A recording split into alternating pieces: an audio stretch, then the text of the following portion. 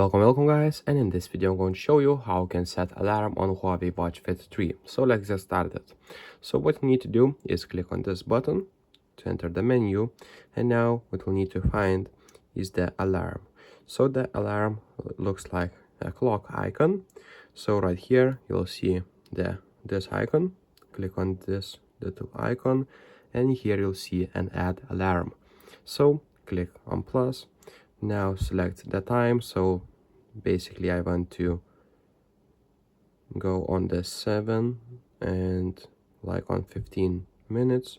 Click OK. Now select the days. So I want on the Monday, Tuesday, Wednesday, Thursday, Friday. Click OK. And now you basically will have set your alarm on the Huawei Watch Fit 3.